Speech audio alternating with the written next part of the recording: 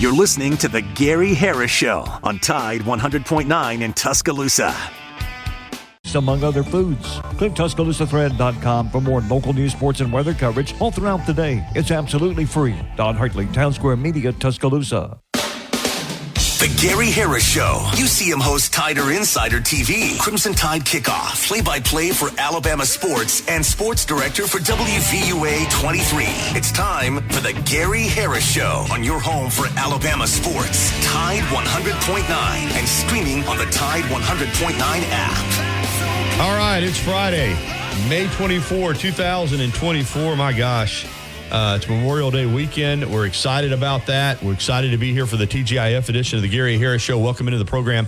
I'm Gary Harris. Got Justin Jones back after a couple days out with battling an illness. Good to have Double J back in the control room this morning for the program, because Friday around here we have a lot of fun, and we have a jam-packed show today. I mean, we really are loaded. Looking forward to it. Got some great guests that I'm going to tell you about here in just a moment. Of course, we get all the weekend music lined up, all that great music to kind of get you ready for the weekend, pumped up. Music with a weekend theme. We've been doing that around here for a long time because I love Fridays, and the TGIF edition is a fun show to do. Before we do anything else, though, I do want to let you know this hour of the Gary Harris Show, as always, brought to you by Steve Swafford and the good folks at Alabama Credit Union, member-owned and not-for-profit. Listen to what I'm telling you, member-owned and not-for-profit.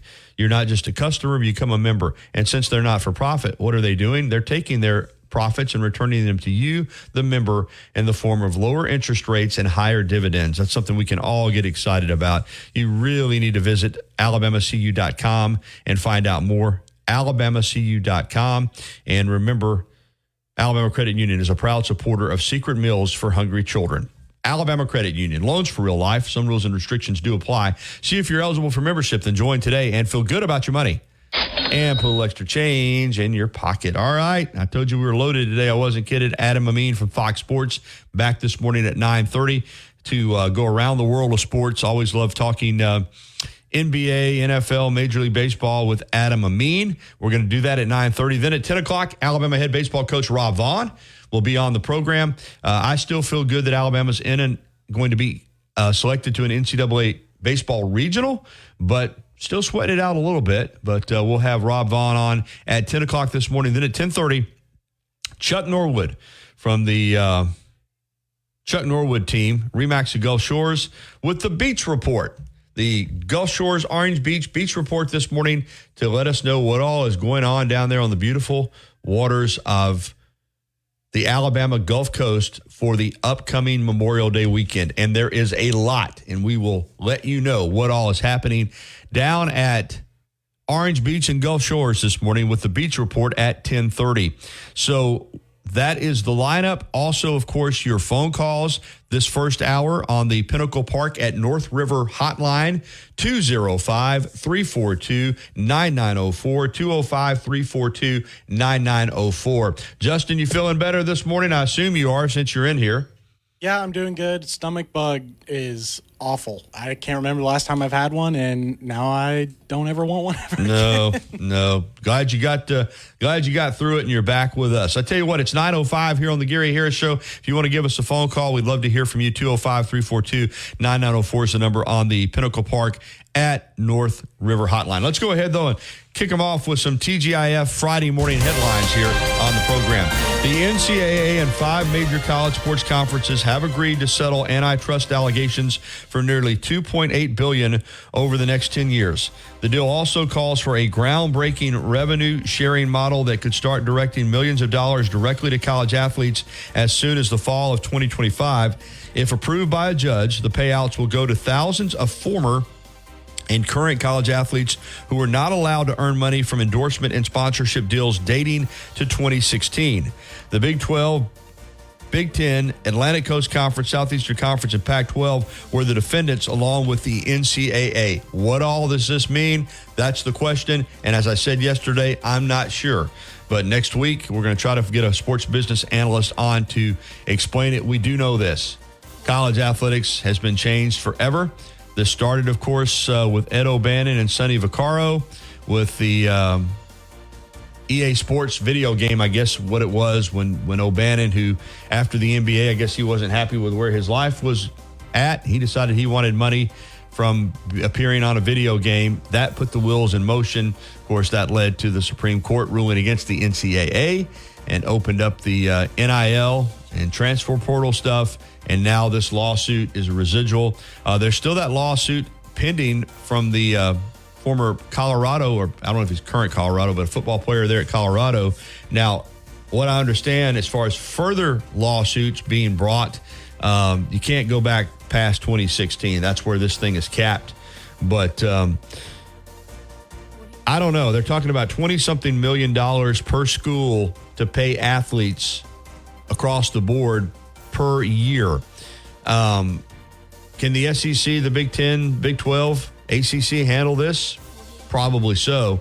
What about schools not in these leagues? Can they handle it? I'm not sure. I don't know what this is going to mean. I feel like my gut instinct is to say that we're going to have between 30 and 40 schools that are going to be competing at the highest level, and everyone else will be trying to find their place at the table. I just think for some schools, they're not going to be able to do this. And for some schools, it could mean dropping sports programs. For some schools, it might mean dropping sports altogether. We don't really know, but we know this: college sports will never be the same. Well, one of Tuscaloosa Academy's most distinguished alums returned to the school to help celebrate the school's graduating class of 2024. Auburn Director of Athletics John Cohen gave the commencement address last night at the graduation ceremony for TA. A member of Tuscaloosa Academy's class of 1985, Cohen attended the school from the fourth grade until his graduation. During his time at TA, he was a standout athlete, excelling in both baseball and basketball, and he played a significant role in the Knights' historic 100 consecutive basketball victories, and went on to play baseball at Birmingham Southern, and then, of course, at Mississippi State, where he was a star. He later was the head baseball coach at Kentucky. He returned to Mississippi State as head baseball coach and later became MSU's director of athletics, and then left in 2022 to go to Auburn. And we had a great conversation with him on WVUA 23, and we're going to play some of his conversation next week. Not going to do it today because we're so full, but next week we'll play, because he talked a lot about the future of college athletics. John Cohen coming home to Tuscaloosa to speak as the commencement speaker at the graduating class of 2024 for Tuscaloosa Academy. Well, Alabama football, of course, portal additions have been frequent since Kalen DeBoer took over. One of the biggest, though, is a guy who, of course, played last year at Alabama, and that's Caden Proctor. Caden Proctor played at Alabama, was an all-SEC freshman offensive tackle, transferred to Iowa, where he is from, transferred back to Alabama, and Alabama's looking forward to having him competing for that left tackle job in the fall. As a true freshman, he started all 14 games at left tackle for the Crimson Tide. 6'7", 360 pounds. All right, this is really neat. And I don't know if anybody else is talking about it on their shows, but we're going to talk about it. Philip Planicek made history Thursday, becoming the first Alabama men's tennis player to reach the semifinals at the NCAA Singles Championships out in Stillwater, Oklahoma.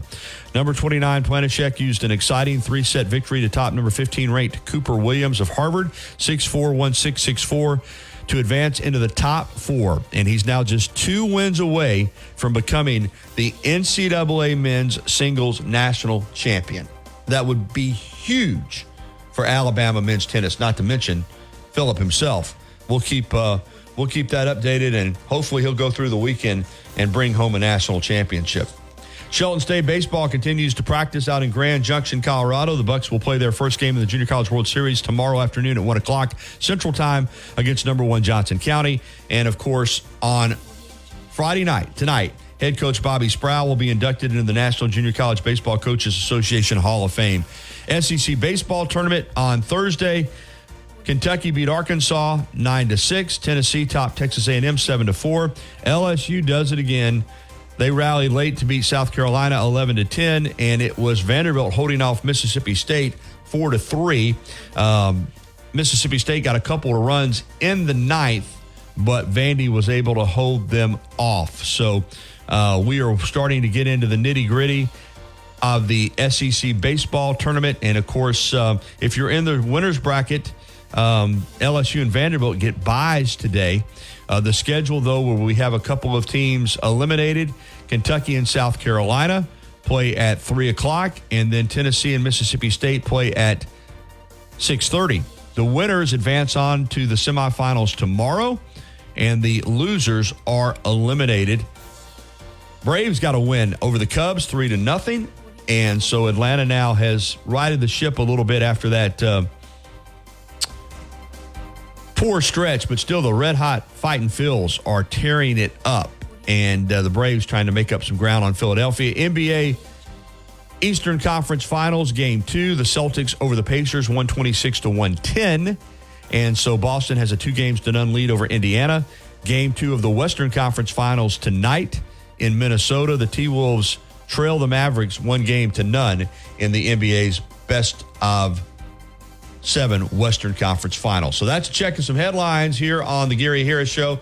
And right now, let's go ahead, since Robbie Glenn's on hold, and jump out on the Pinnacle Park at North River Hotline and talk to Robbie. Good morning, Robbie. Good morning, Gary. Happy Friday. Thank you. Happy Memorial Day weekend. Yes, sir, for sure.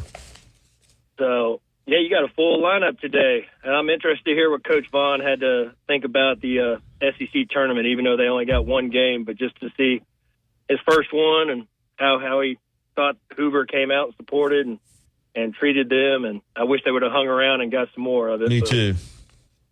And I hope the fans still go out, because you talk about some good games tonight, Tennessee, Mississippi State, and Kentucky, South Carolina. I hope they come out and show that Hoover's still supporting. People are always trying to take it from here, and I don't know why. Yeah, I think, I think next year's the last year of the current contract, I think, Robbie. So they'll be trying to, hold off other cities again. But I'm with you. It's that Hoover's a perfect fit. That area out there, they've got easy access off the interstate. You got plenty of parking. I can't see that tournament being played anywhere else, man. No, I can't. And every player that they brought up and talked to after the games, they got, player of the game or whatever, all of them were just blown away at how nice the event is. And they said it doesn't get any better than this, the way we're treated. So I don't know what some of these fans that are complaining, listen to the players. They're treated like just royal. Oh, yeah. So, and that ballpark still holds up. It's huge. The players love playing in it, knowing that if they get one out of there, it's like hitting one out of a big league park. And because it's, it's limited use now, the field is always in great shape. And then when you get the kind of weather we've had this week, it's special. It's spectacular, really. Plenty of hotel rooms. I mean, I'm with you. It's a great venue. Yeah, plenty of food, and they get Hoover police, escorts them everywhere. So, anyways, I hate Bama got out, but like you, I think they'll still get in a regional. Interested to see if it's Clemson or Oklahoma. Either way, be a great place to go play and keep going. Absolutely. You just want an opportunity. We'll ask Coach Vaughn about that, too, how he feels about it. And I know he said after the game against South Carolina that, he believes their resume is worthy of being in an NCAA regional, but at this point, like you said, unfortunately losing that game, it's out of their hands now. I mean, you just have to sit and wait. Well, I think it helps though. South Carolina's still in it. I mean, they're playing some tough.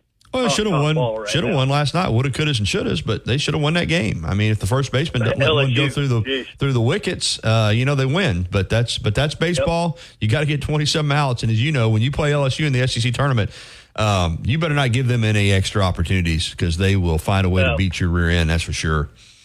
They will.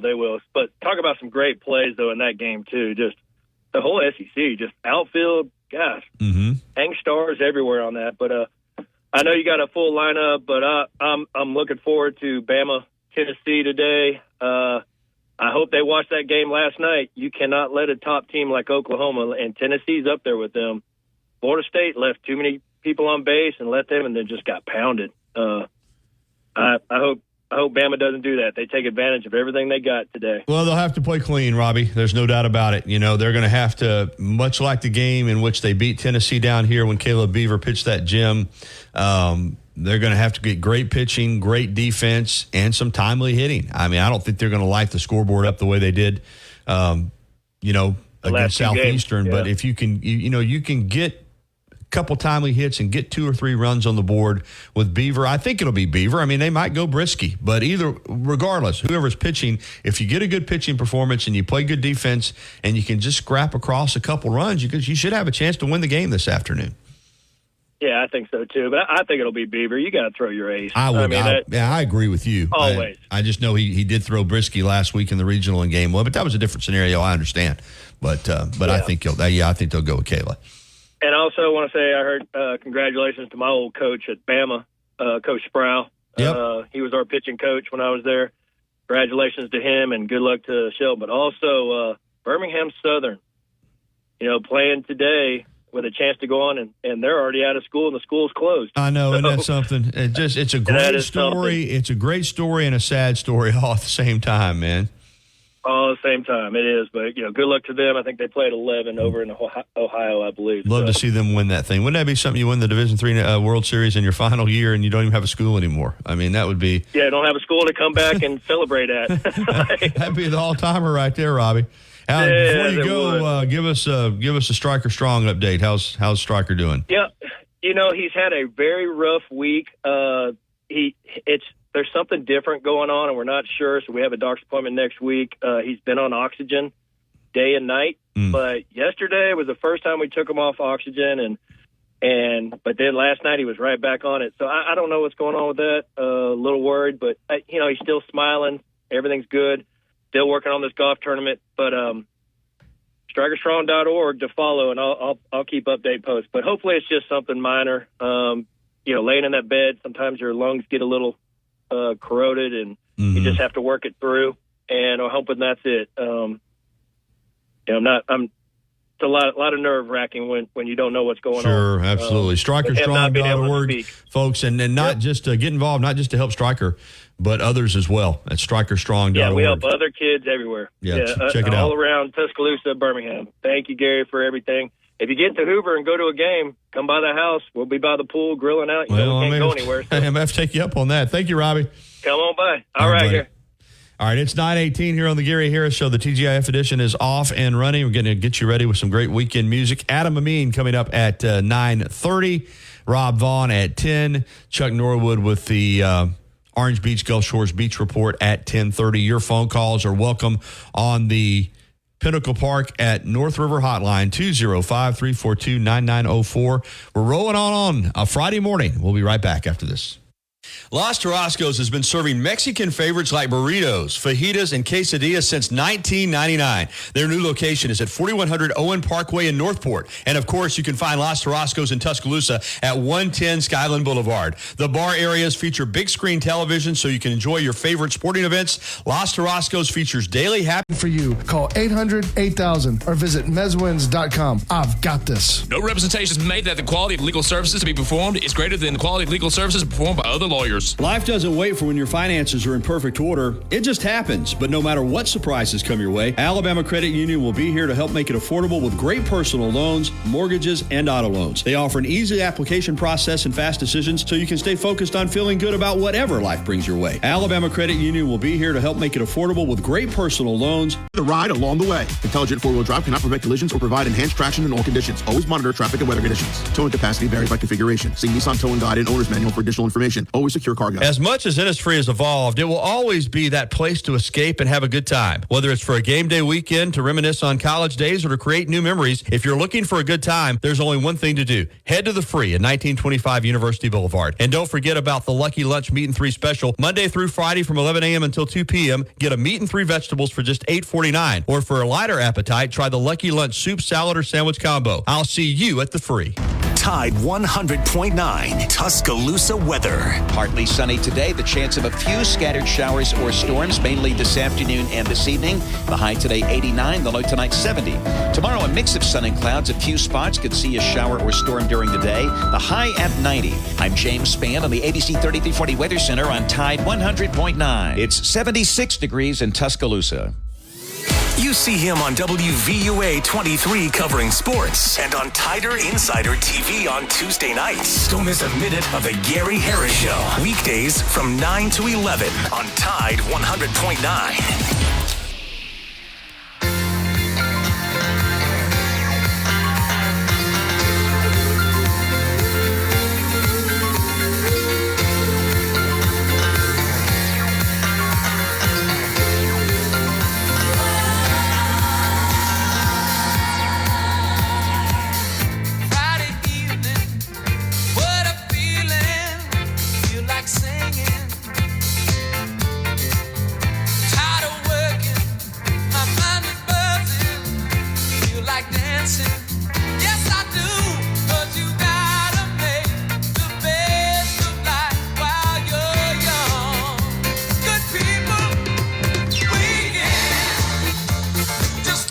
What a song to get you ready for the weekend. The Weekend by Wet Willie, Jimmy Hall, and Mobile's very own. Of course, they had that massive hit, Keep On Smiling, as well. But Weekend, man, just to get you pumped up. It is here, and we are ready here on the Gary Harris Show. All right, Robbie Glenn mentioned Bama softball again, 3 o'clock this afternoon. ESPN2 will be the television. Of course, we'll have it on 97.5 on the radio with Tom Canterbury and Gray Robertson. And so you can listen to it, but it's also on TV. And again, Alabama and Tennessee, you have the rivalry aspect. You have that's a peculiar ballpark up there in Knoxville. That's a strange ballpark, the way it's configured a little bit. And but Alabama, you know, it's win this regional or the season's over. And, of course, if you win it, you're off to Oklahoma City and the Women's College World Series again.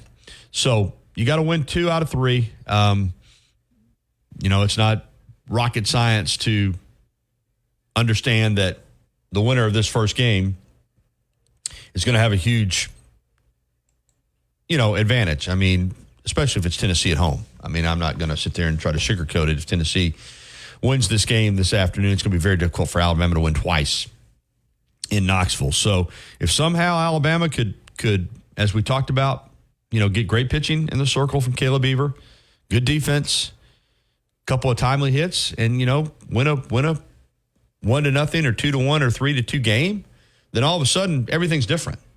If Alabama wins today, then all of a sudden everything's different. That doesn't mean that they're going to, you know, automatically win the regional, but then there's a lot of pressure on Tennessee tomorrow. You know, and you're playing on Sunday regardless of what happens tomorrow. I mean, if Alabama could somehow get this game, you know, then everything's different, man. Everything is just completely different, and the perspective is different. And with Caleb Beaver in the circle, you got a chance. I mean, when Tennessee came to Tuscaloosa, Tennessee dominated those first 2 games.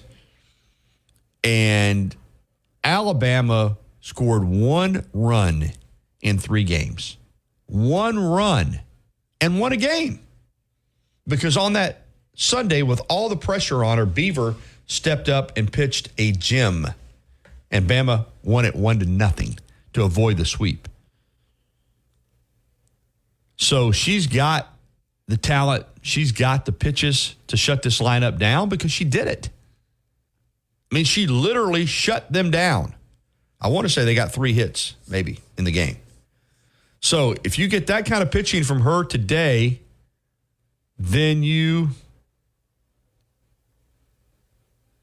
get an advantage in the series.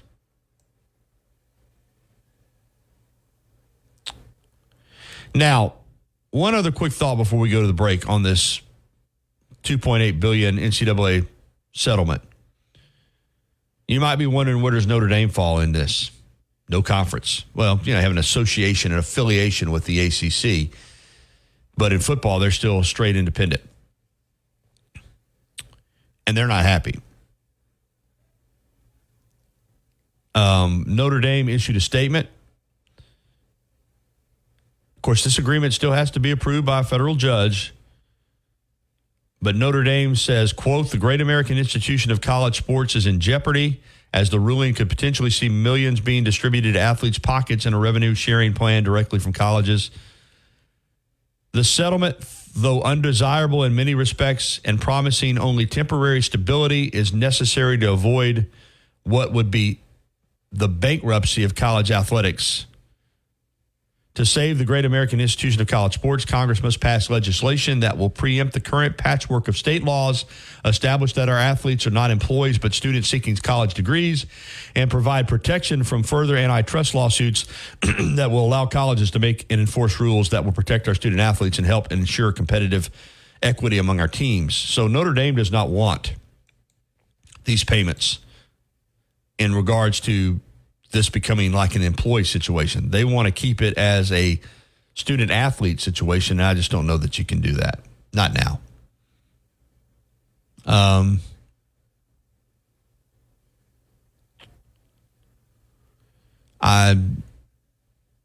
I just don't know what is going to come of this, but we will see. I don't know that anybody does. Now, I know the people that are involved in the money grab are excited if you're a football player or a basketball player and you played in the past. And obviously, Christian Miller would be interesting to get his perspective today because he is impacted by this. I assume he's going to get some money. Yeah, he's one of those guys that's going to be on a list or a phone call or some paperwork. Yeah. I think it's interesting. I wonder what Notre Dame thinks is the alternative, though, because you're going to reach a point here where I think we're headed towards a salary cap in college football, at least. Well, and the only way to do that is if they're contracted like employees. So I don't know. I think Notre Dame would like it to be the way that it was. And, some of us, they're not the Lone Ranger there. I like the old system myself. But you know what? Doesn't matter what I think. All right, 9:28, we're going to take a break, and we're going to come back with Adam Amin. We'll ask him what he thinks about it. The Fox Sports play-by-play broadcaster for Major League Football. For Major League Baseball, NFL football, NBA. Off select swimsuits, tees, and sandals for the whole family. Target's Hello Summer Sale ends Monday. Restrictions apply. I love it. Tuscaloosa's Old Colony Golf Course is an 18-hole championship layout designed by 1976 U.S. Open champion Jerry Pate. Director of Golf John Gray and fitting specialist Bob Montgomery are PGA certified. Mike Shivitz is the head professional and director of the Tuscaloosa Junior Golf Program. Call today to secure a tee. Summer your way with Memorial Day savings from the Home Depot. How doers get more done. Order select and stock items by 4 p.m. subject to availability.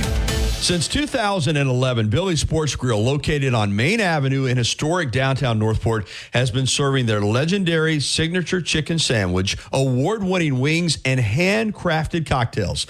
Billy's is also the spot to watch all your favorite sporting events with big screen, high-definition televisions, both dining rooms, at the bar, and outside on the beautiful patio. Come by and say hello to Kim and Lisa, the Billy's Management Dream Team. Billy's, good food, good friends, and good time.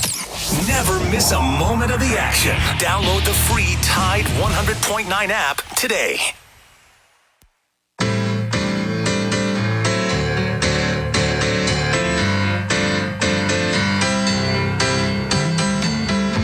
.32, welcome back into the Gary Harris Show. And when you hear Saturday in the Park, you know it's time for one of our favorite guests, Adam Amin, play-by-play broadcaster for Fox Sports, also Chicago Bulls, NBA basketball, and love going around the world of sports with Adam when he's able to join us. And he's with us this morning. Good morning.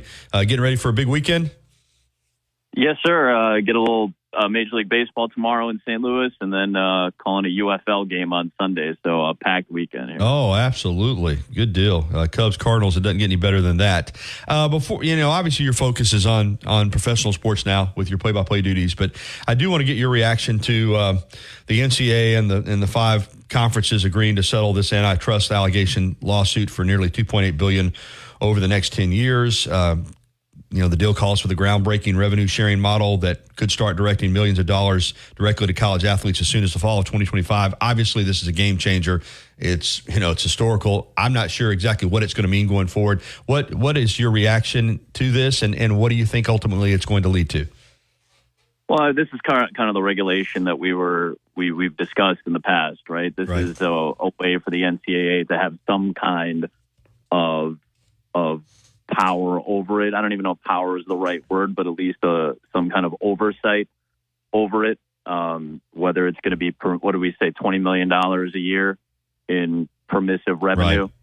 Right. So there's essentially a cap of being put on this, which I kind of expected in some form or fashion. I didn't know how it would come about. I didn't know if the NCAA would still have a foothold in this because of how seemingly autonomous college football has become. But, this is the NCAA's way of, obviously settling what was owed, but more importantly for them to have some kind of oversight and to have some kind of regulation over a system that was starting to look like, I don't think it was getting out of hand. And you would know better than I would, Gary, obviously being, near a power player like Alabama, but I don't think it was getting out of hand just yet, but you could see the shades, you could see the trajectory where this was going, where, it would truly just become free agency in a Wild West type of situation. And now you'd probably have, dealings being done that would put a lot of people into bad spots. Now, again, do I have a lot of sympathy for very highly paid coaches in the SEC or the Big Ten? Not really. I don't have a ton of sympathy for them. It's a dirty game and you get paid a lot of money to try to play it and get out of it when you can. But I felt like this was probably coming in some form or fashion. I was a little surprised to see that the NCAA was still going to have a large kind of foothold in how this is going to be regulated, but I'm not shocked that it took place. One final question on this, Adam, then we'll move on. It does appear that, your power conferences are set and will be able financially to handle this $21 million or so per year to the student athletes. I do wonder and worry about a lot of other schools just not having the revenue available to do this. I mean, I think this, in my opinion, is going to lead us to where we're headed, which is going to be probably between 30, maybe up to 40 schools that can play sports at the highest level. Would you agree with that? Yeah, I kind of felt that was going to be part of all of this. The one thing that we were making a case for when NIL first started to become a little bit more of a factor was, well, what this should do is allow schools, and I always use UCF as an example just because they had a lot of success in their football program for, a 4-year, 5-year period, and they were coming out of a group of 5 conference, but they were finding a way to, get high-level athletes to come in, whether it was through transfer, whether it was through scholarships. And I always, I thought, at least I was hoping that NIL would at least try to level the playing field a little bit, right? Where those smaller schools would now have the ability to say, listen, you're not going to get, the same publicity here that you might at, say, Clemson. But if you play quarterback here, we'll be able to pay you. You'll be able to get deals. I thought it would be very good for hometown kids. Say a kid from Orlando wanted to play college football and he didn't really have the opportunity to maybe play at a high-level school or a Power 5 school, so to speak. But UCF could offer him an NIL deal, and that would allow a kid to, at least consider staying home rather than leaving. I quickly saw, and I think a lot of us quickly saw that just wasn't going to be the case. If you have a lot of money, if you're a Power 5 school and you have a lot of money and funding and boosters, then you're just going to be above everybody else anyway. So in this sense, there is a little bit of a leveling of the playing field, but it really only takes place for the haves. And the have-nots were going to be the have-nots regardless. And I don't think the NCAA cares very much about that because they're in the money-making, forum. And for them, making money means leaning on the, like you said, 30 to 40 schools that are probably going to be a part of whatever joint venture, whether it's on paper or not, whatever venture they're going to go out on when it comes to the expanded playoff and things of that sort. All right, it's going to be amazing to watch this unfold over the upcoming months. All right, let's get to the NBA Conference Finals. We'll start in the East, Adam, with Celtics last night, 126-110 over Indiana. As most people, I think, thought, Boston took the first 2 games, and now Indiana's behind the 8 ball a little bit, down 0-2. But game 1, Pacers blew it. There's no other way around it. And I appreciate, Coach coming out after the game and saying it's on me because it was. I mean, they let that get away. I think they're going to rue that game ultimately in this series. But last night, Celtics 20-0 run in the second quarter, and now they have a commanding 2-0 advantage. Now, not that Indiana can't come back, but that game 1 there was there for the taking for the Pacers, and they let it get away. Yeah, big blow to collapse at the end of game 1, and you have to deliver, when you have an opportunity, obviously.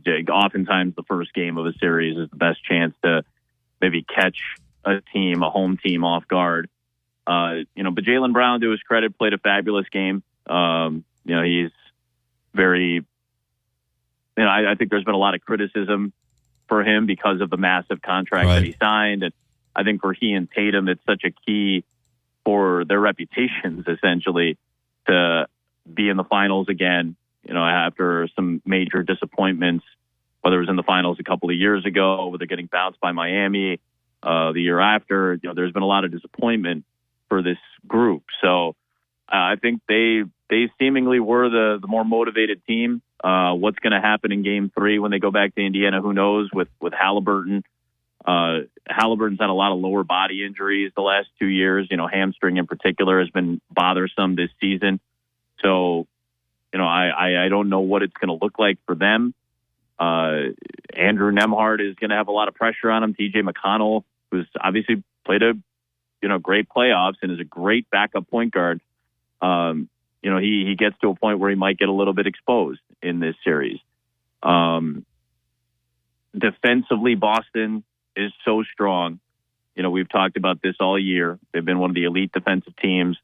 When you go on a 20-0 run, you basically, take a 5-minute stretch and don't allow anything against another team, you're going to be in very good shape. This is the NBA. Everybody makes a run. I thought the Pacers, to their credit, did a good job of getting back into it, as most teams do. But I think they just expended a lot of energy. And when they're thinner, especially when you lose a player like Halliburton for a majority of the game, then they're not in great shape right now. But this is what Boston does. They're a 60-win team. That's right. This is what we kind of expected. This is not shocking by any means. I think we've looked at Indiana and thought, well, this is one of the great stories in the league. The evolution of Halliburton. I thought the move to get Siakam before the trade deadline back in January was a great move. And this is a very good-looking team through a couple of rounds. But Boston was a 60-win team for a reason. They're a big momentum team. And when they look good, when they get into good stretches, it's very difficult to stop them. Out west, the Mavs had not been a good first game team in these playoffs, but they made the plays down the stretch in Minnesota to win Game 1. T-Wolves coming back tonight in the game really they needed to get. But I've been, I knew Dallas with their talent level. I still just didn't think that they were good. I didn't think they'd get past the Clippers. And here they are now in the conference finals and win Game 1. How big and important is this game for the T-Wolves tonight not to go down 0-2 at home? Yeah, obviously they've shown the ability to come back in series, but I think it's big right now because Luka and Kyrie Irving are playing at a really high level. I think what we've seen in this postseason is that offense is king. This is the best offensive teams. I know we just talked about Boston's defense, but they've paced up their game a little bit the first 2 games of the series, and I think if you can counteract what teams are doing defensively over the course of games 3, 4, and potentially 5, then obviously the series slows down a little bit. But I think in the first couple of games of a series, offense, if you can get your offense going and figure out how to force the defense back on their heels, that's a good, advantageous position to be in, and that's what Kyrie Irving and Luka Doncic have done. Big-time offensive performances already. They were huge in the fourth quarter. They're trying to figure out Minnesota, who, again, was an elite defensive team, is trying to figure out what they're going to do with Doncic. They've made a lot of mistakes. They've had some blown assignments defensively. Whether it's been Anthony Edwards trying to guard Kyrie Irving. Again, that's such a difficult ask for a lot of teams in general. But I think, Dallas might be ready to make some adjustments. They might bring in some of their size and try to tag team their bigs a little bit. Minnesota might have to pace it up a little bit more or try to pace it up a little bit more. What do we see? What did we see against Denver? Anthony Edwards is in a scrum and the ball gets loose and now they're running. Edwards did not play a great Game 7 against Denver in the second round, but he played a great defensive game. He did not have a great offensive game in Game 7, but he played a great defensive game. And his defense was the thing that impacted Minnesota the most in that comeback. They're going to have to create some havoc defensively. They have to disrupt Irving and Doncic, and that's easier said than done. Jokic is such a ball handler for Denver, but you kind of know that the ball is going to go through him at all times. And as a big, you can put some size and length on him. When it comes to guards, like a big guard like Doncic, he's a big guard. I think people forget that Luka's about 6'7", 6'8". He's well built.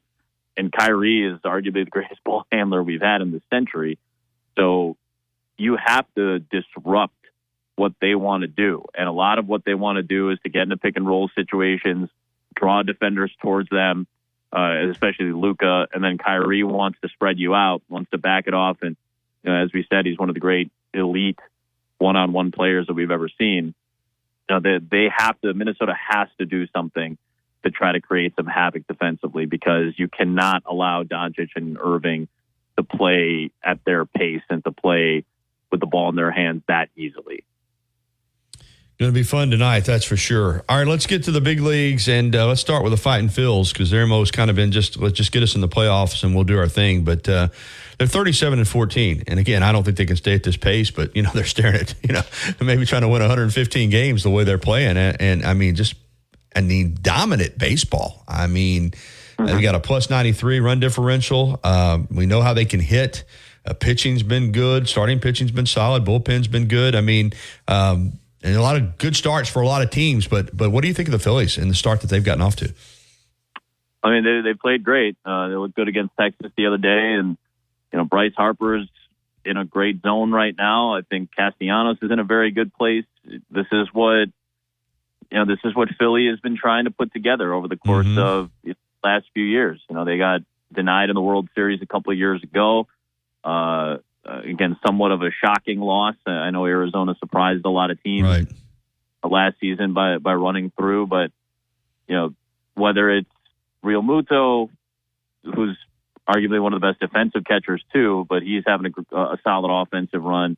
Castellanos, Harper, they've got just so much firepower in their lineup right now. And I think the other thing to keep in mind is, their pitching has been solid, and, they held what I think is a good offense. I know I just saw Texas, they're not where they were last year, where they were a top 4 offense, but they're top 10, and they got held to 8 runs in 3 games. Philly held Washington in check offensively. They didn't let New York get going for more than, I think they gave up 6 or something the other day, but I think it was an extra inning loss. You look at their scores. I'm actually looking it up right now. I just wanted to see what the scores have been lately. They've given up 2, 4, 2, 5, 3, 2, 6, 5, 0, 4, 3, 2. Like, these are just very low numbers. And I know offense is down in general across the league. And if you didn't know, offense is down across the league so far. And usually there's an uptick once you get to about June. But I don't think it's going to be at the pace that we saw last year. I think offense is just down in general this season. They're holding teams in check at a pretty good rate from their pitching staff as well. So it's not just the big numbers they're putting up offensively, scoring 8, 9, 7, 10 runs multiple times over the course of the last month. It's the fact that their pitching staff, whether it's Ranger Suarez, whether it's Aaron Nola, they've gotten a lot from their pitching staff, and their bullpen, which was a joke a few years ago, has become a lot more reliable these last 2 seasons. Adam Amin with us talking some Major League Baseball. The Braves are okay. I mean, they've been solid. They're 29-18, but they're already 6 games back. And, the Braves offense last year was such a juggernaut. And this year they've been up and down, and the bullpen has had a couple of hiccups. You think the Phillies will run away with this division, or you think the Braves can catch them? No, I think the Braves are there. All it takes is a couple of series to get back on track, and they saw the Cubs this week, and Cubs are in an offensive funk, and the Braves were able to put up, they put up 9 the other day. They've gotten great pitching. Again, if they can stay healthy in their staff, that's been the big problem for them, right? The last couple of years come playoff time, it's the depth of their rotation that gets them through the regular season, but the injury issues seemingly pop up at bad times. But Max Fried's pitched very well, I think, so far this year. The veteran Charlie Morton still is at a really solid level. I think he's lost 1 start. I still feel like Atlanta's right there. Is it going to have to be through a wild card? Perhaps. Again, I'm with you. I don't know if the Phillies can keep up this pace. I just don't think most teams are built to keep up this pace over the course of a long season, but maybe we're wrong. But I think Atlanta's going to beat it. Albies was out for a portion of time. They've had some injury issues at times, but their lineup is still so solid. I have a lot of faith in what Brian Snitker does. I have faith that Acuna, who got off to a really slow start this year, will probably level off again in a year where offense is down in general across the board. First 2 months of the season, I do feel like Atlanta's going to come around in summertime in Atlanta. Usually the ball starts to fly a little bit more, and that's when we really start to see, the bigger offensive numbers from the guys like Riley and Olsen and Acuna. Obviously, in the National League, the Dodgers, we know, are very talented too. But let's talk about the AL. 15-year drought now for the Yankees in the World Series. They're in that loaded American League East, but they're 35-17. They're going to get their ace back at some point with Garrett Cole. And is this the year that we've looked at the talent level every year with the Yankees, and on paper, you think they almost ought to be there every year. But this team has the look of a team that could win 100 games, Adam.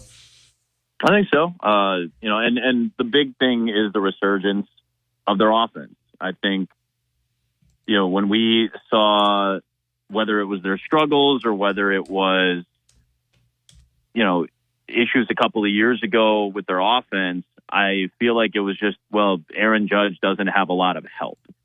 And now he's got help, right? Mm-hmm. I mean, Juan Soto has seamlessly into New York. It hasn't even been close.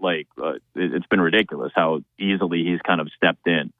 Giancarlo Stanton, the hits that he's putting together, he's crushing the ball. And I think their pitching staff, which last year had a lot of injury issues. Again, Nestor Cortez was out for a good portion of time. You mentioned Cole, and that trickled down into their bullpen because they had to, use guys like Michael King out of the pen and move them into the rotation. Their bullpen's been great so far. They're not a big strikeout team. They get weak contact. They're I think number 2 or number 3 in bullpen ERA. Clay Holmes had been almost untouchable until recently, and their offense finally has given some help to Aaron Judge. And I think Soto is still one of the scary. I don't know where you'd put him, but he's probably still one of the 5 or 10 scariest hitters in the league, because he can change a game.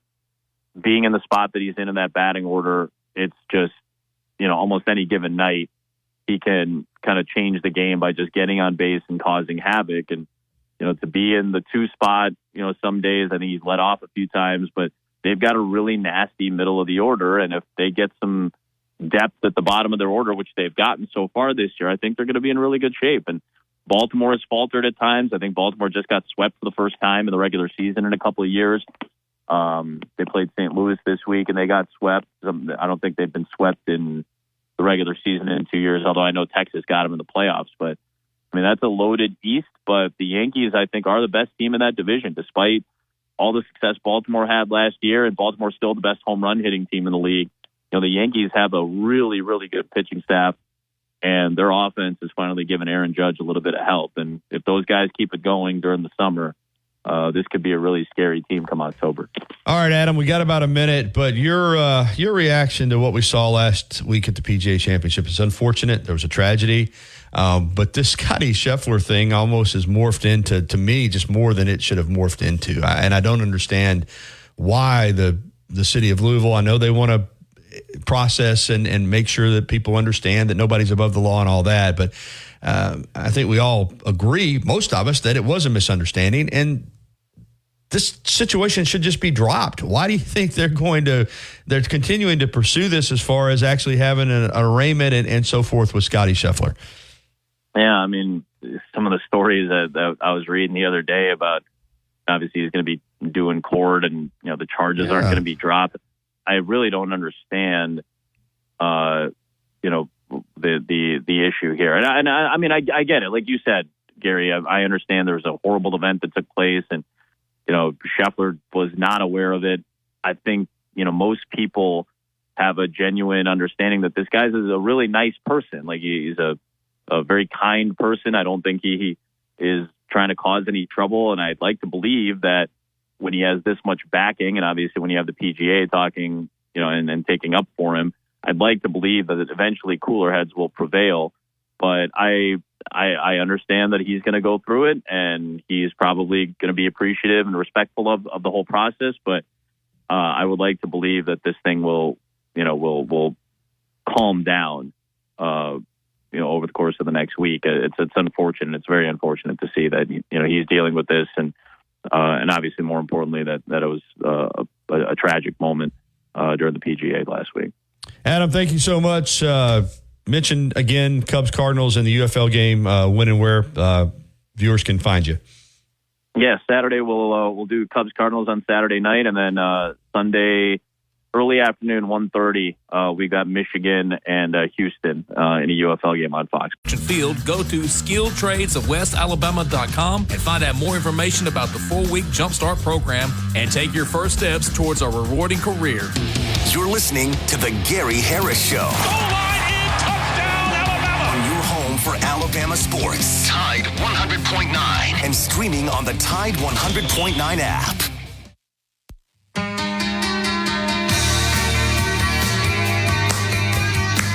The first hour getaway song, Friday I'm in Love by Robert Smith and The Cure. Wrapping up this first hour, our thanks to Adam Amin, who I just love interviewing.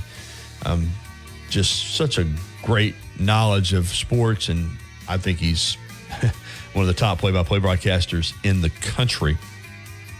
Hour number 2, we're going to get it kicked off with Rob Vaughn, Alabama baseball coach. Also, Chuck Norwood from the Chuck Norwood team, Remax of Gulf Shores, with the Orange Beach Gulf Shores Beach Report at 10:30. Phone calls and more coming up in the second hour. This hour has been brought to you by Alabama Credit Union, member-owned and not-for-profit. It's just a better way of banking. 1 hour down, another hour coming up right here on The Gary Harris Show.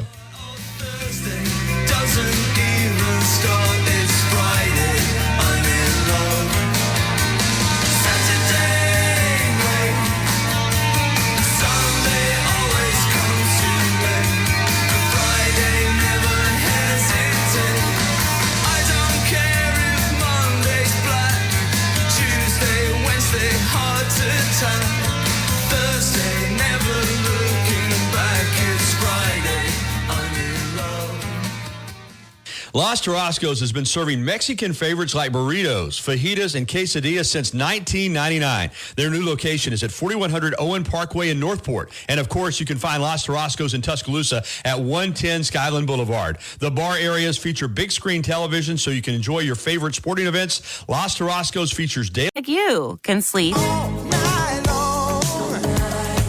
Get matched at Mattress Firm. Sleep at night. Restrictions apply. See store or website for details. As much as Innisfree has evolved, it will always be that place to escape and have a good time. Whether it's for a game day weekend, to reminisce on college days, or to create new memories, if you're looking for a good time, there's only one thing to do. Head to the Free at 1925 University Boulevard. And don't forget about the Lucky Lunch Meat and 3 special. Monday through Friday from 11 a.m. until 2 p.m. Get a meat and 3 vegetables for just $8.49. Or for a lighter appetite, try the Lucky Lunch soup, salad, or sandwich combo. I'll see you at the Free. Life doesn't wait for when your finances are in perfect order. It just happens. But no matter what surprises come your way, Alabama Credit Union will be here to help make it affordable with great personal loans, mortgages, and auto loans. They offer an easy application process and fast decisions so you can stay focused on feeling good about whatever life brings your way. Alabama Credit Union will be here to help make it affordable with great personal loans, mortgages, and auto loans. Alabama Credit Union, loans for real life. Visit alabamacu.com to learn more. Some rules and restrictions apply. See if you're eligible for membership, then join today and feel good about your money.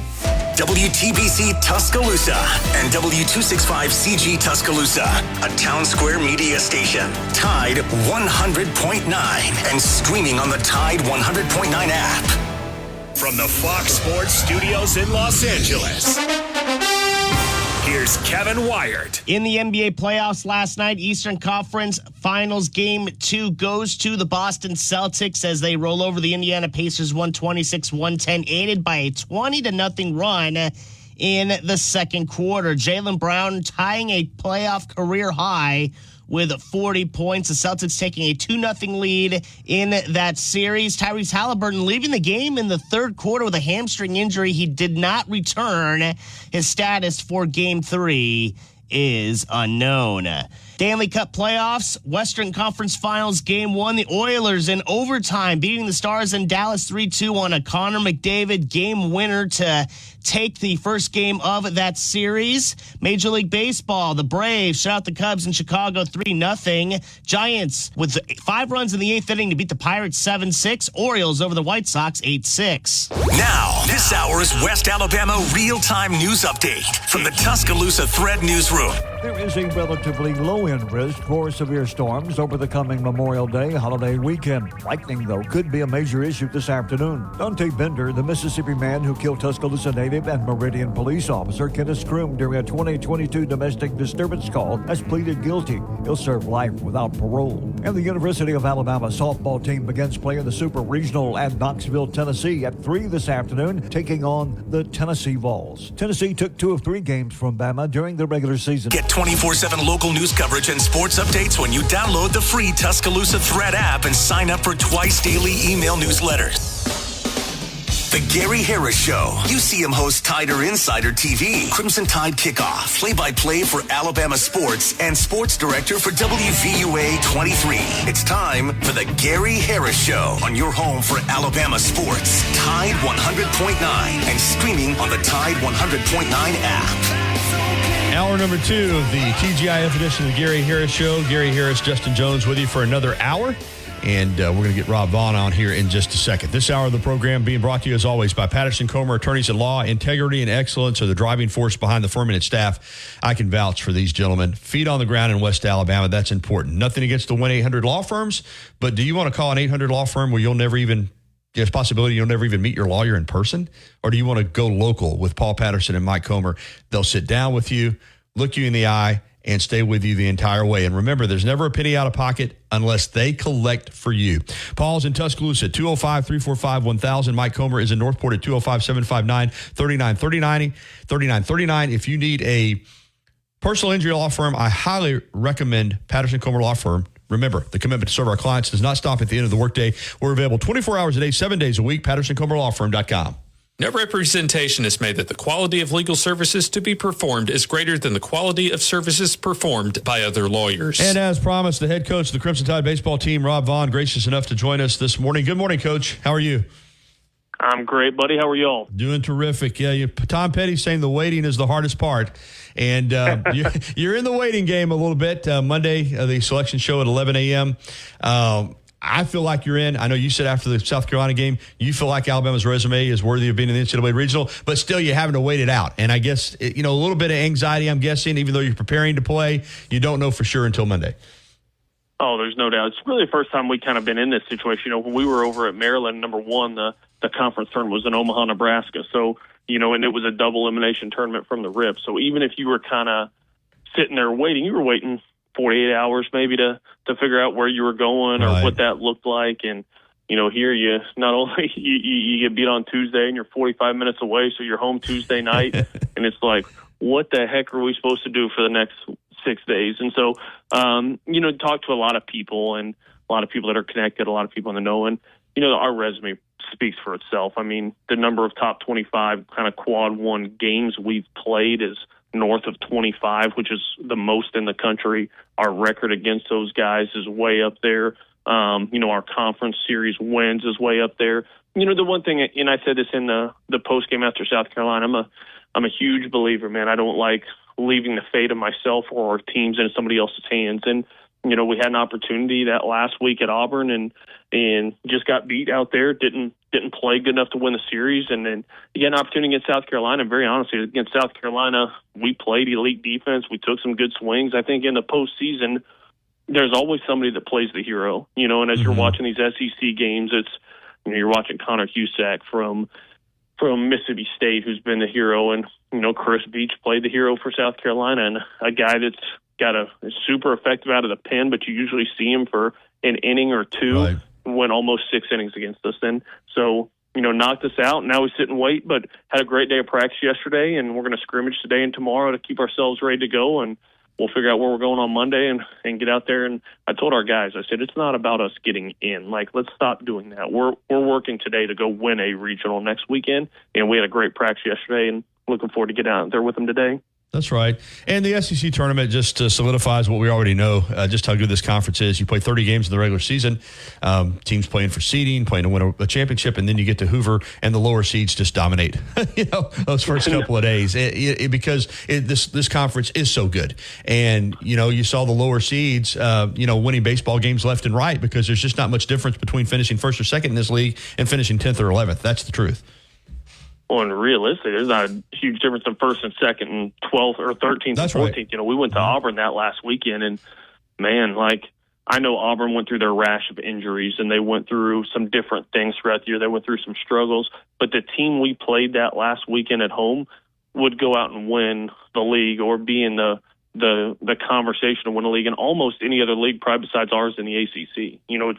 They had two elite arms that went Friday, Saturday. It's a deep offense that has the ability to hit, and those guys, their season's done and they didn't even make the conference tournament. That's a good team. So that's the beauty of this league. I think the SEC does a lot of things well. Obviously, you look at football and you look at what Coach Saban's done. You look at Kirby Smart over at Georgia and what they've done. Football is deep in this league, but baseball's deeper. I've had people tell me that baseball is what the SEC does best. And from top to bottom, there's not a weekend off. There's not a down weekend. I mean, anybody can beat anybody based on how you play, who's healthy, and that's what makes it the best league in the country. And I think that's why you're going to see a record number of bids this year, and I think it's very well deserved. 100%. Your first dose of the SEC tournament, obviously we would like to have been longer than one game, as you mentioned, like to have gotten into the double elimination round, but you got a taste of it. And of course, I know you're familiar with the facility anyway, but just everything about it, we're biased obviously here in Alabama, but I can't imagine being a better conference baseball tournament anywhere in the country. What did you think of the environment and what you were able to experience in that one day? Man, it's unbelievable. That's what I kind of said that. Obviously we wanted to win for resume purposes and all that, but at the same time, I wanted to win because I want to stick around Hoover for another 3 or 4 days. I mean, that place is the way they do it, the professionalism in which they do it, the care level. I mean, I'm watching all these other tournaments around the country, the Big Ten, the Pac-12, the Big 12, all these other major conferences, the ACC, and there's 400 people at a game, there's 500 people at a game. Shoot, you look at some of the games in this conference tournament, there's north of 10,000 people at these games. It just tells you the support and it tells you the care level of the fans of the city of Hoover on how they put this production out there.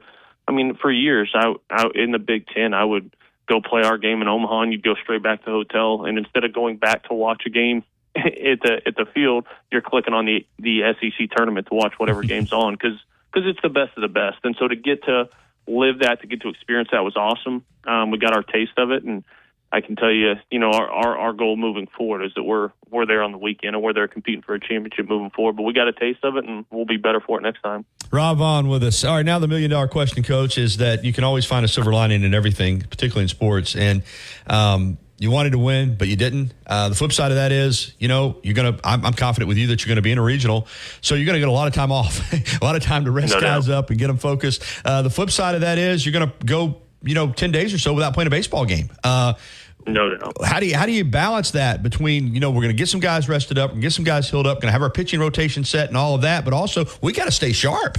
You don't go through a streak like this at any point in the season like you're about to go through between, 8 or 9, 10 days between playing a baseball game.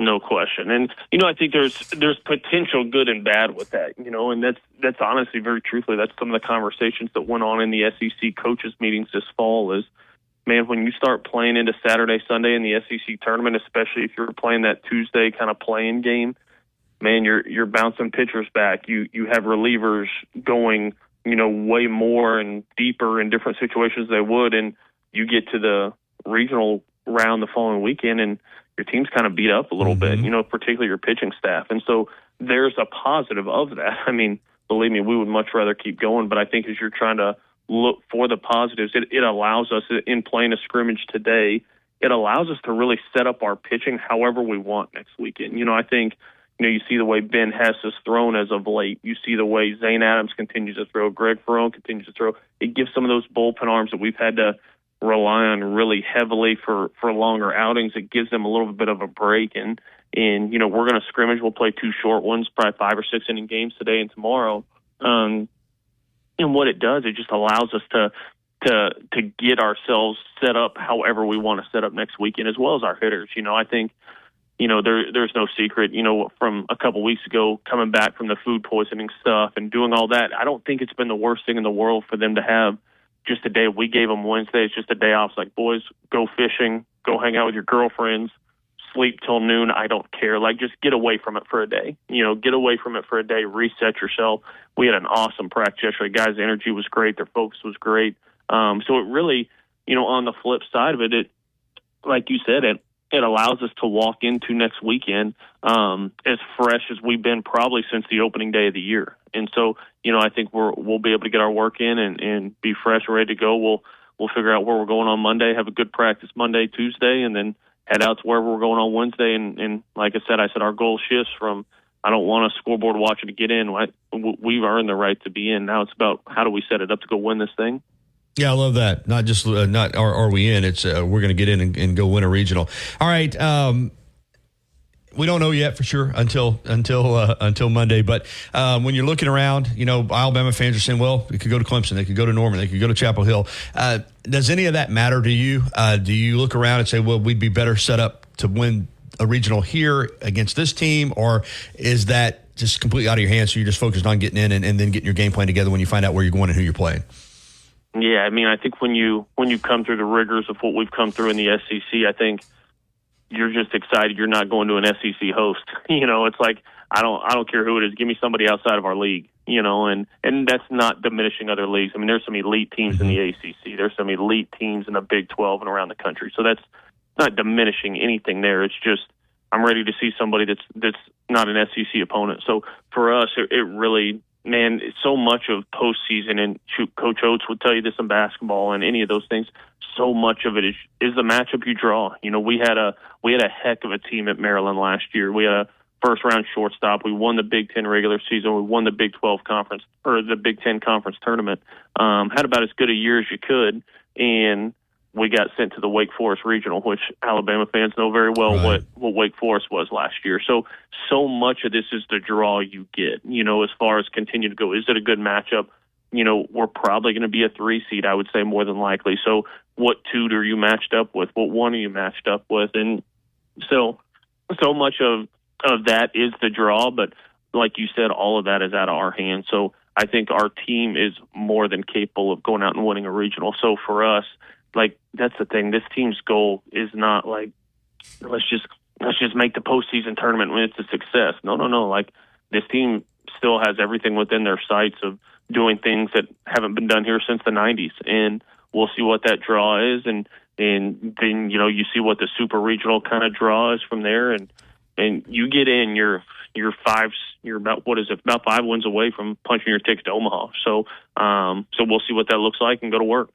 Lastly, Coach, and I know you're focused on the business of coaching baseball, but I know you're aware, being a college baseball coach, that the NCAA and the 5 major college conferences agreed to settle that antitrust allegation lawsuit for $2.8 billion over the next 10 years. We're talking about $21 million a year or so for the major schools paying out student athletes. So I've talked a long time since I've been here about the inadequacies in baseball scholarships, and Alabama and Auburn not having any Hope Lottery. Hope Scholarship money. And do you think that big picture, that paying athletes across the board could be good for baseball? Maybe you finally increase the scholarships, or you have money to pay athletes. It gives Alabama and Auburn a little better shot as far as keeping a talented roster against what they're up against with these other schools in the SEC? No doubt. I mean, I think we're in such a changing landscape of college athletics, and I think we all across the board kind of know no change is coming, and I don't think we maybe knew what that was. Again, I've been on record saying this 1,000 times. I think we have the best AD in the country, and these are going to be challenging times in college athletics, because that's a lot of money that is going to be paid out. And you knew it was kind of changing. You knew it was doing that. It's going to be an interesting year, really, as this kind of gets ironed out. Is kind of everything I've seen. Obviously, reading. We have a meeting next week that we'll probably learn a little bit more about kind of the details of it. I mean, I've read articles, and half of that stuff's over my head anyway. But me too. I think you're in one of those positions where it's going to be some challenging times in college athletics. But I don't think you could be at a better place to navigate those waters than the University of Alabama. I think you have great leadership. it's one of those things that who knows what it's going to look like. We all knew it was going to change. We all knew it was kind of probably going this direction in some sort. And I think, come 2025, who knows what this is going to look like.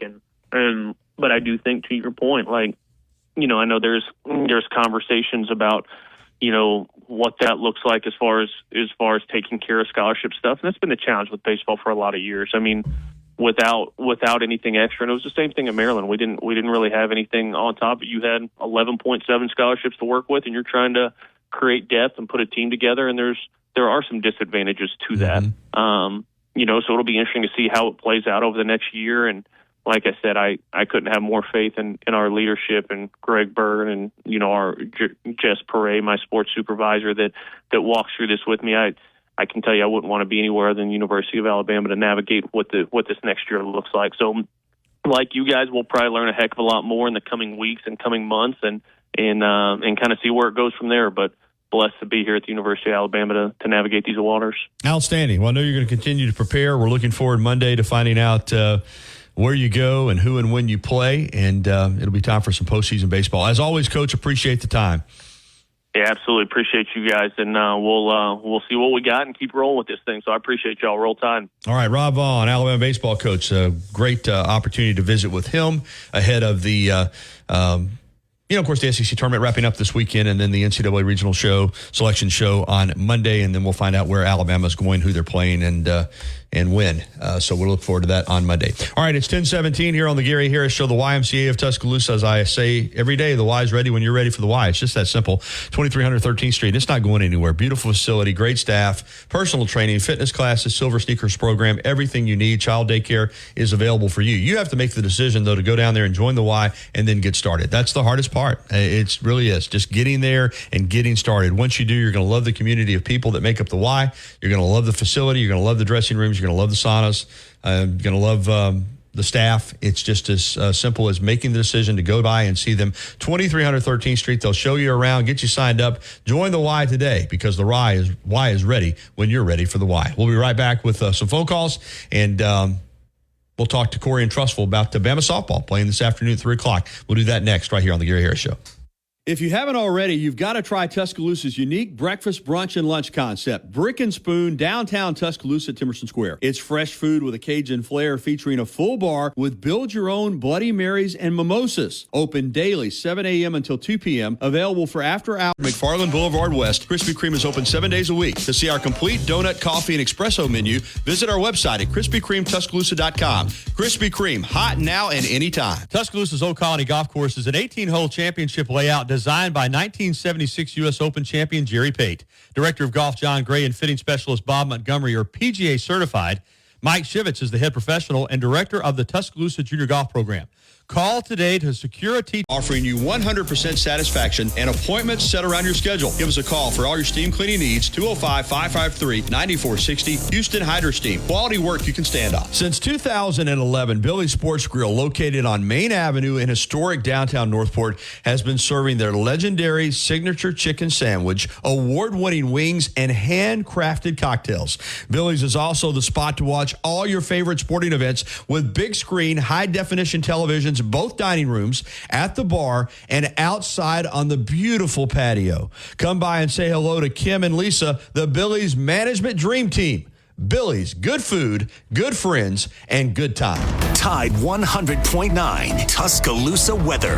Partly sunny today. The chance of a few scattered showers or storms, mainly this afternoon and this evening. The high today 89, the low tonight 70. Tomorrow a mix of sun and clouds. A few spots could see a shower or storm during the day. The high at 90. I'm James Spann on the ABC 3340 Weather Center on Tide 100.9. It's 82 degrees in Tuscaloosa. Stay up to date with the Crimson Tide. Local high school sports and Bama in the pros right here on Tide 100.9.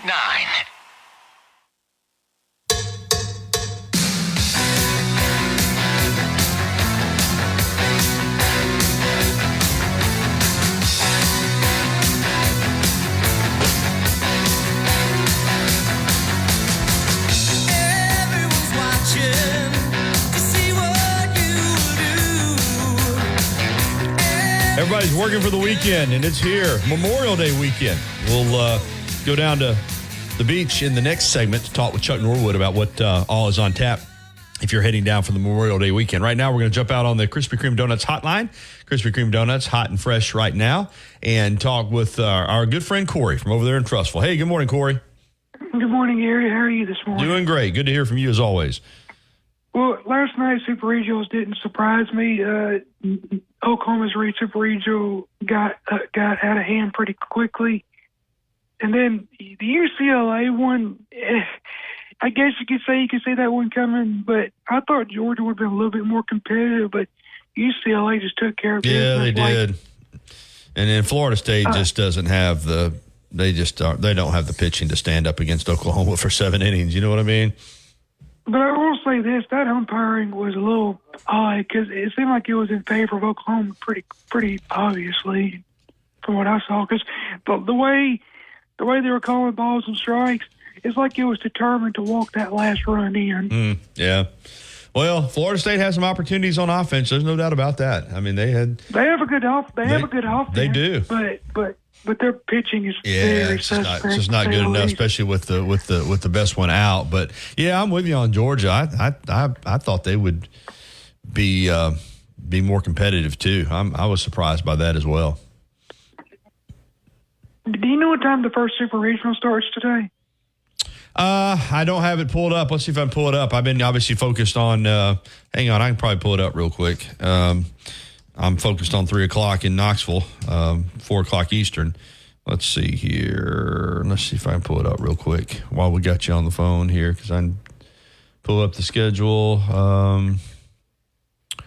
Let's see. I'm trying to get it up, Corey, because I don't. It's okay. I think they're all going to be great Super Regionals. I got them all pulled up right here, so we'll just go through them real quick. We got the Austin Regional, Texas at A&M. Game 1 is at 5 p.m. today. The Norman Super Regional, Game 2 is at 7 p.m. tonight. The Knoxville Super Regional, as we know, 3 p.m.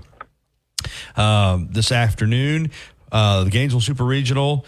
And here's an early one. All right, you got Gainesville, Florida versus Baylor at 11 a.m. this morning Central Time, Corey. So we got early baseball coming up here in about 35 minutes down in Gainesville. The Stillwater Regional, Super Regional is at 7 p.m. tonight. Game 2, UCLA and Georgia is at 9 p.m. tonight. Missouri and Duke in the Columbia Super Regional at 1 o'clock this afternoon. Stanford Super Regional at 9 o'clock tonight. So that's all of the times. Okay. I think some of them could go to 3, but I think most of them will go to 2 because when I look at a Super Regional, I look at 2 things. I look at who's got the better pitching and who's got the better offense. And I think most of the higher seeds have the better pitching and the better offense, and that's really where I don't really see too many lower seeds beating the higher seeds. Yeah, you're probably right. I mean, that's generally the way it works. I mean, once you get to the Super Regional, those teams that are hosting and the higher seeds are there for a reason, and most of the time that's the way it plays out. It's really tough to go on the road and win a Super Regional. That's why you want to be at home so much. We saw it last year with Alabama. Being able to be at home, I think, is what got them through. So it's tough, but it's not, impossible. And out of these 8 Super Regionals, I believe you'll have 1 or 2 road teams that advance. I don't think there'll be more than 2. I think Arizona's got a good chance to advance, and I think Duke's got a good chance to advance. I think Duke might have a shot. Listen, I still think, and maybe I'm drinking the Kool-Aid after last weekend, but I still think Alabama's got a shot. I think they do. It's just that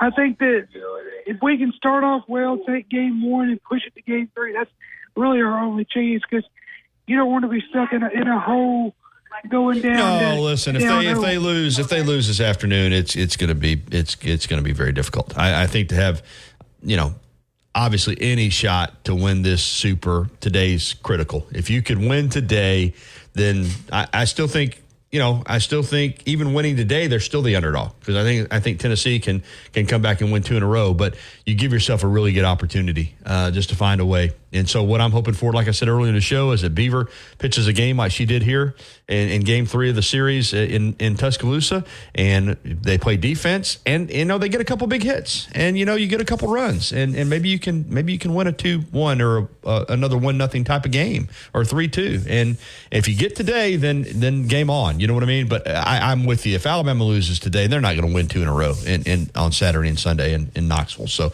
they got to get this one to have a shot to win the Super. Let's say Alabama wins today. How much pressure is it for Alabama to finish them off? Yeah, I mean, obviously you could say that, but if you win today, you get 2 cracks at them. So I don't know that, if you win today, the Tennessee's going to be coming back bound and determined to win on Saturday. So you may, you got to win one of 2 then. You got to, whether it's Saturday or Sunday, you're going to get 2 cracks at them, even if you lose on Saturday. So I think there's more pressure on Tennessee, clearly. I don't think that Alabama would say, well, we won today, we got to win tomorrow. I think you say, well, let's plan on winning tomorrow, but we know we're going on Sunday regardless. And that's not a bad position to be in. Hey, I got to get another phone call in, Corey. So give me your prediction real quick. Alabama going to win the Super Regional or Tennessee? I think Tennessee wins it, but I think Alabama can get it to Game 3. Well, I'd love that. We'd love to have a game on Sunday for all the marbles. Hey, thank you, Corey. Good talk to you, Gary. Roll Tide. All right, let's visit with our pal Ellis here real quick before we have to get to the break. Good morning, Ellis. You doing all right, Gary? Yes, sir. How are you? Doing just fine. I was just going to say our athletic director is the man. You got to say that. Yeah, he's good. Greg Burns good. I agree with you. And I hate to say it because I can't stand Tennessee, but I think Tennessee will win this. Well, they're the favorite, clearly. I mean, we've talked about it all week. There's no way to sugarcoat it. But you know what? You got to have hope, though. You got to believe. And, Alabama got through the regional, so I'm glad they're still playing. I'm glad they got a shot. You know what I mean? Oh, yeah, you got a shot. But, I'm for them. I'm hoping they do, but I just don't see it. Well, I'm picking Tennessee, too. I'm picking Tennessee, too, but hoping that I'm wrong. Yeah, I hope I'm wrong, too. But I'll let you go because I know you got something coming up. No. I got a minute or two. What else is on your mind? You held to talk? Watermelon season's getting close now. Yes, it is. You can see them for sale up here, so it'll be about time to go find one of them. 1 or 2 or 3 or 4 of them.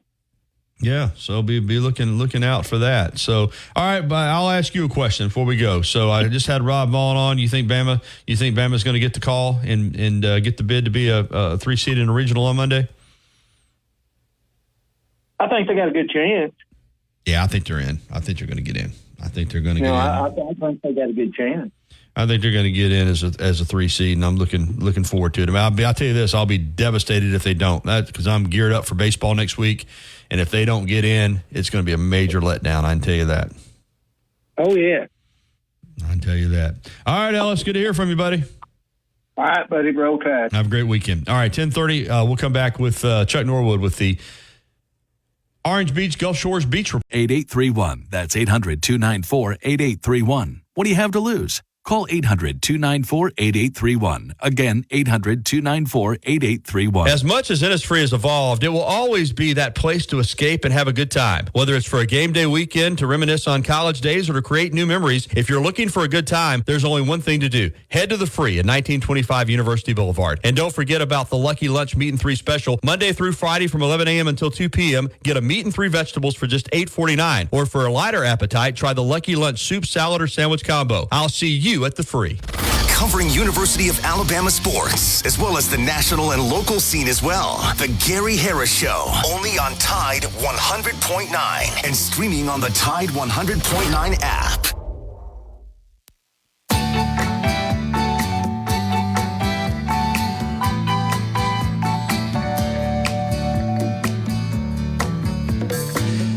The sounds of summer. Nothing epitomizes them more than Margaritaville by Jimmy Buffett. And when you hear it, you know we're going down to the beach. Chuck Norwood from the Chuck Norwood team, Remax of Gulf Shores, for the Orange Beach Gulf Shores Beach Report. Good morning, Chuck. How are you? I'm doing great, Gary, and I hope everybody's good with you and everybody good in Tuscaloosa. Yeah, always good to visit with you. And I know there are a lot of big weekends, 4th of July, obviously Labor Day, really kind of the spring break, the whole month of June. But I guess you could argue that Memorial Day weekend might be the biggest of the year at the beach, and it's here. And I know you guys are ready for it. What are we looking at this weekend? Well, you're right. This is sort of the official beginning of summer, and school's out in most areas, and people are flocking down. They got a lot of pent-up demand for the beach and the sun and the sand, and so we're ready and down here. And I think the big news down here for us and for everybody coming down is no more tolls on the toll booth. I saw that. Amen. Yeah. The state of Alabama, have to give it to them. They closed actually this week on the toll booth and the toll bridge, and so officially yesterday afternoon the tolls have been removed. So they're going to be taking down the toll booths, but for right now there's going to be one lane in and one lane out through the booths. But that's great news for our area. We are well under construction on a second bridge to go in over the canal, which will be ready in a couple of years. So all of these things are to help alleviate traffic issues. And, when you got a beautiful beach, you want people to be able to come down and go back and not be caught in traffic all the time. So that's the big news. So when you're coming down, if you've gone around the toll booth because you didn't want to pay the toll, well, you just come straight on over now, and no tolls, and that's great news for us. And so wanted everybody to know about that. The other thing is the weather looks great all through the Memorial Day weekend, and it's going to be beautiful. And, everybody knows about our beautiful beaches and coming out and enjoy it. I wanted to mention a few things, and I'm going to run through them real quick, but other things to do while you're at the beach. But we also know about boating and all the wonderful marinas. But since last year, and since we've talked, we have a new marina open actually on the Intercoastal Waterway in Gulf Shores. And they have a big development going on there, and we'll be building actually a Margaritaville, speaking of the music, Margaritaville restaurant there at that marina. And it's going to be really nice. So it gives Gulf Shores a very nice marina to be accessing out in the bay and also in the Gulf. So that's something new from last year. And then, of course, we got all the sunset sailing cruises and inshore and offshore fishing, and of course, the state park trails, unbelievable. Once again, we were awarded one of the best hiking and biking trails in the country, and they are expanding them as well. So that's something else to think about. And RV camping at the state park, they built some new cabins there right on the lake. That's nice. And of course, everybody knows about our golf, but they may not be familiar with all of our golf courses. So I just thought I'd make a list, Gary, and I know you've been playing a little golf, so you need to come on down, bring your sticks, and we need to get together sometimes. Yeah, I'd love to do that. And one more thought on the toll bridge. I'm so frugal that I would always stay on 59 in that traffic to avoid paying the toll. So I'm thrilled.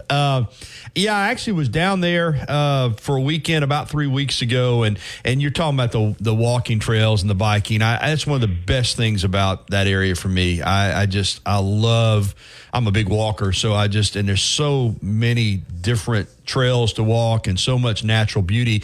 I don't want to get away from the fun and the sun of the beaches and all that, but if you just want to get away of course, it's Memorial Day weekend, so I know it's going to be a lot going on. But sometimes, you know me, Chuck, I'll come down for a couple days, and I just kind of stick to myself and just the blissfulness of getting a break from the daily routine. That's what I love about that area. Yeah, you can go to Floribama, you can get out and enjoy and party and have fun, or you can just kind of come down there and unwind too. That's something that we haven't lost with our beaches. Yeah, there's plenty to do, but there's also some tranquility still available as well. You're exactly right, and it's just relaxing, and you know, everybody likes to get away and sort of have some downtime, and it's nothing better than sitting on the beach and watching the Gulf roll in, and for sure, and we talk about golf all the time, but just you know, if you don't realize, these are some of our golf courses down here. We have Gulf Shores Golf Club, we have Craft Farms, we have Cypress Bend at Craft Farms, we have the Peninsula, we have Glen Lakes in Foley, we have Kiva Dunes, Lost Key, we have Preserve at Soldiers Creek, we have One Club Golf, which is over by Craft Farms, it's really nice. Orange Beach Par 3 and Driving Range, the city bought this a few years ago, and it is, if you haven't done that, that's a fun little course. It's 9 holes, it's Par 3, has a lighted driving range over there, so that's really nice. And then Rock Creek and Timber Creek is right on the eastern shore, so we have a lot of golf down here and a lot of golf groups coming down. And then the other thing, and the last thing I wanted to mention is, you know, restaurants and pubs and bars, we have them everywhere, but I think we're very unique that we have so many Gulf front dining availability. Just to name a few, we got Bahama Bob's, in Gulf Shores. Is it back open, Chuck? And it is open. Right. I wanted to announce that. You know, they had a fire and they were closed, but they've remodeled everything. It's back open for the season, which is always a favorite of a lot of people. Sea and Suds, which is just right on the Gulf. That is ready for the season. The Hangout, obviously everybody knows about that. And then you got Coastal in Orange Beach and the Gulf in Orange Beach. So we're blessed to have so many nice restaurants that you're sitting there enjoying great food and beverages and being able to look at the Gulf. So Gulf Shores Orange Beach has a lot going for it. I think that if you haven't been down here for a while and you've maybe gone somewhere else, come on down and visit us. There are more places available now than there ever have been as far as rentals go. There's been a lot of new building with the cottages and things of that nature, so we have more places available to rent. Obviously, if you ever want to buy a place, we'd love to help you with that. But the rentals are plentiful, and the restaurants are ready for everybody. I was talking to a restaurateur yesterday, and he was talking about he's got all of his people ready, and they're looking for a great season. So hopefully we can see a lot of the people from up in your neck of the woods down here enjoying the Gulf. Yeah, you will. I know that. I say everybody. People ask me sometimes. I always ask Chuck, and I don't ever do it because I got a feeling you're going to give a positive report on the seaweed. Is the water clear? Any seaweed issues? Yeah. Okay. No. This time of year, you're not having a lot. It's a little later on, but right now the beaches are beautiful. We've had the NCAA volleyball championship held a few weeks ago, and that was on ESPN. Mm-hmm. What a beautiful! Awesome. And it just showcases our beautiful beaches. And this was the last year, wasn't it, Chuck? It is, but we're.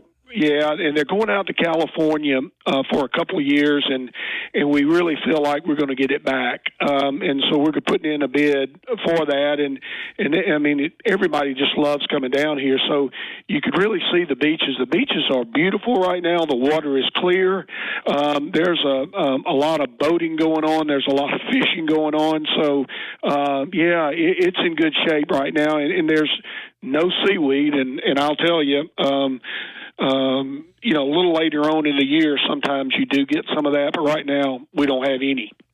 Well, it's a great weekend. One final question. You mentioned there's more availability in terms of condos and hotels and motels than ever before, but it is Memorial Day weekend. If somebody decides to come down at the last second, are they going to be able to find a place? I looked around at actually a couple of our listings that we have, and, we have one or two that have some availability in there. Now, I don't handle rentals, as you know, but, some that we have on the market. So I would tell you that there is some last-minute availability, and a lot of times you get a little better deal that way. So if you think that there's no way of getting down, think again, make a call, look on the line, and I think you'll be surprised. You might find a place and come down and get in the mayhem. Well, I know this when I've been down in the past, and you've helped me with a place, and I'm down there, and I'll mention the name Chuck Norwood. I've never mentioned your name and had someone not know who you are. Folks, that's when you're talking about real estate along the Gulf Coast, all you have to do is say the Chuck Norwood team, and they know who you're talking about. So get a final plug in on if people are looking to buy, sell, whatever their real estate needs may be. You and your team can help them out. Well, Gary, I appreciate that. I certainly appreciate our friendship and you having me on. And, as I always say, if you want to just call and talk about real estate, if you have a question, we're not high pressured at all. We've been in the business down here for over 33 years. We have a full team. We'll answer your questions, help you any way we can. And if you want to go on our website, it's just simply chucknorwood.com. If you want to give us a call, it's 251-948-1212. We have a full team. We're full time, and we'll be happy to help you any way and we can. And Gary, hopefully we'll see you soon down here at the beach, and hope everybody has a wonderful Memorial Day weekend. Thank you, Chuck. Thank you, sir. All right, 10:44, and Justin, I don't know about you, but that interview's got me wanting to go to the beach. Hey, sea and suds is my favorite. I'm starving for some good seafood. I got a beach mindset. I'm not able to go this weekend, but gosh, I got to get down there again soon. I got down for that weekend a few weeks ago, and it just kind of whetted my appetite. I'm ready to go back here in June and take a real vacation. I got to get that. Of course, it's already May 24th, and I haven't got anything planned, but I'm going to come up with something. Hey, you looking to come up with something for the weekend? Keep in mind Who's Q and Brew, 1825 McFarland Boulevard in the Northridge Center in Tuscaloosa off Highway 82. Man, they got so many great specials. Taco Tuesdays, their $5 burger Thursdays for their night specials. Lunch specials every day. Every day they've got great lunch specials. Today it's the chicken salad or pimento cheese sandwich with one side for $10. Live music on certain nights. Great new cocktail and wine menu. $5 Bushwhackers. 17 TVs and the only Buzz Time trivia location in town. I mean, I'm telling you, I love the joint, and you will too. If you'll swing by Who's Q and Brew for lunch or dinner, you're going to get hooked, just like me. They're off of Highway 82 in Tuscaloosa at the Northridge Center. All right, we're going to be back with one final segment of the show, and phone lines are open on the Krispy Kreme Donuts hotline at 205-342-9904. So give us a call. What are your thoughts on this historic NCAA situation with settling the lawsuit, $2.8 billion. Where's it all headed? If you've got a comment or a question, love to know what you think. We'll be back to wrap up the Gary Harris Show on this TGIF edition right here on Tide 100.9 FM and 1230 AM WTBC. Since 2011, Billy's Sports Grill, located on Main Avenue in historic downtown Northport, has been serving their legendary signature chicken sandwich, award-winning wings, and handcrafted cocktails. Billy's is also the spot to watch all your favorite sporting events with big screen, high-definition televisions, both dining rooms, at the bar, and available 24 hours a day, 7 days a week. Visit PattersonComerLawFirm.com. No representations made that the legal services provided by Patterson Comer is greater than any other legal services performed by any other lawyer. Los Tarascos has been serving Mexican favorites like burritos, fajitas, and quesadillas since 1999. Their new location is at 4100 Owen Parkway in Northport. And, of course, you can find Los Tarascos in Tuscaloosa at 110 Skyland Boulevard. The bar areas feature big screen television so you can enjoy your favorite sporting events. Los Tarascos features daily happy hour with 30% off select swimsuits, tees, and sandals for the whole family. Target's Hello Summer Sale ends Monday. Restrictions apply. Life doesn't wait for when your finances are in perfect order. It just happens. But no matter what surprises come your way, Alabama Credit Union will be here to help make it affordable with great personal loans, mortgages, and auto loans. They offer an easy application process and fast decisions so you can stay focused on feeling good about whatever life brings your way. Alabama Credit Union will be here to help make it affordable with great personal loans, mortgages, and auto loans. Alabama Credit Union, loans for real life. Visit alabamacu.com to learn more. Some rules and restrictions apply. See if you're eligible for membership, then join today and feel good about your money. Tide 100.9 Tuscaloosa weather. Partly sunny today. The chance of a few scattered showers or storms, mainly this afternoon and this evening. The high today 89, the low tonight 70. Tomorrow a mix of sun and clouds. A few spots could see a shower or storm during the day. The high at 90. I'm James Spann on the ABC 3340 Weather Center on Tide 100.9. It's 81 degrees in Tuscaloosa. Did you miss any episode on Tide 100.9? Don't worry. All of our shows can be found on Spotify and Apple Music and on demand on the Tide 100.9 app.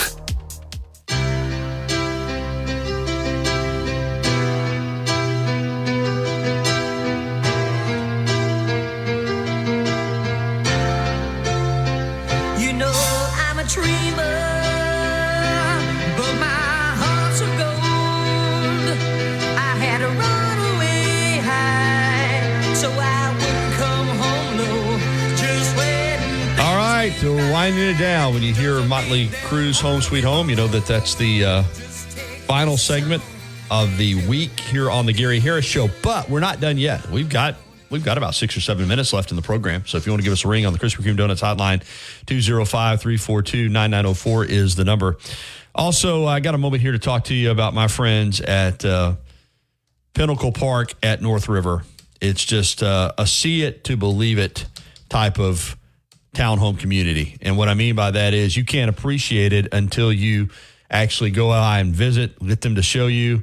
There is a great website, pinnacleparknr.com, but these are unique townhomes. Each one is, they're